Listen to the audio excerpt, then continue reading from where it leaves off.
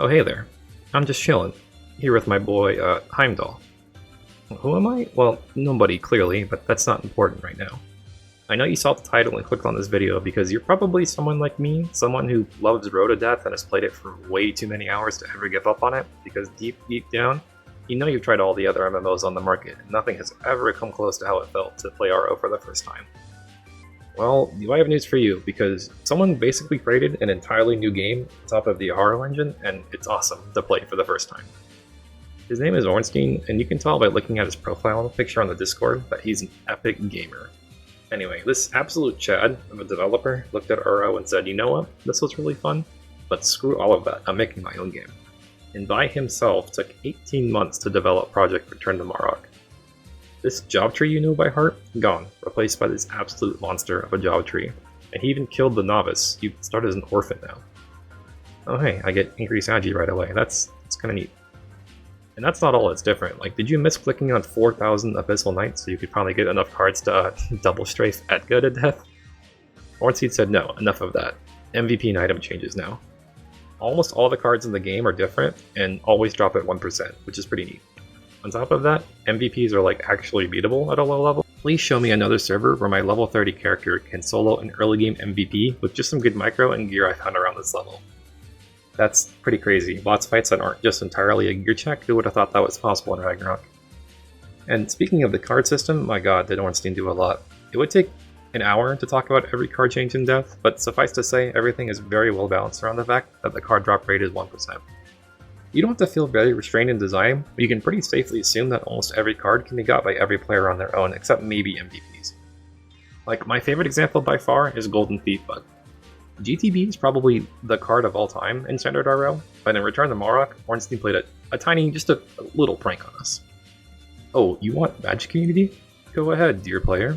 In this game, GTB can go into any slot on your gear, but there's a catch. Every time you slot it in, you take 5% reduced magic damage, but you also have minus 5% reduced max HP and SP.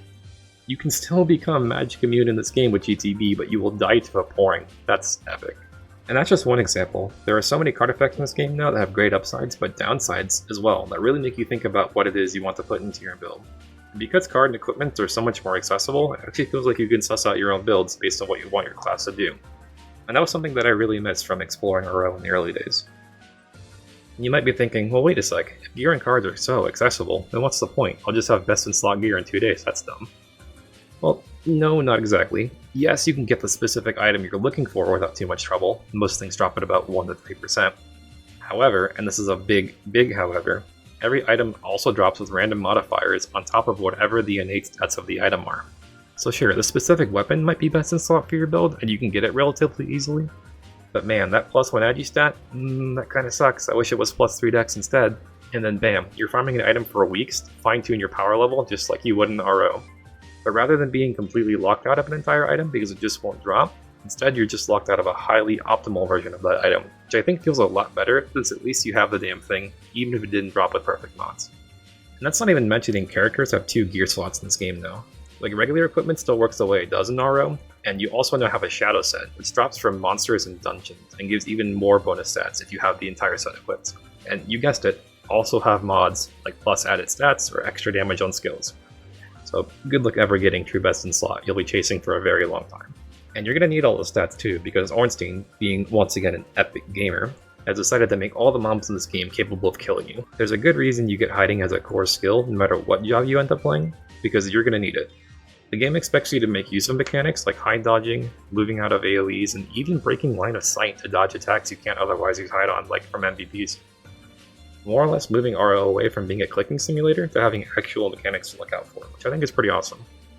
Now the game has so many changes that if I wanted to go into specifics or like even more broad categories like how the lore is based on existing RO lore but from a different perspective, I'd be here all day. Suffice it to say though, PRM has renewed my love for RO and its mechanics.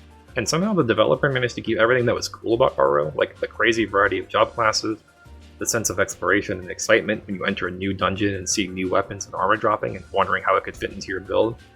But he still has a completely unwavering vision for what he wants out of his own game, and I can respect that, and I think the community as a whole can see it too. The server averages around 400 players online, and I don't think that's counting auto traders, because there's definitely more than 400 of them in Alberta, I can tell you that much at least. And I think the reason so many people stick around, because like every other private server, being essentially a carbon copy of all the other ones around it with minor changes in rates or aesthetics, just doesn't hit the same anymore.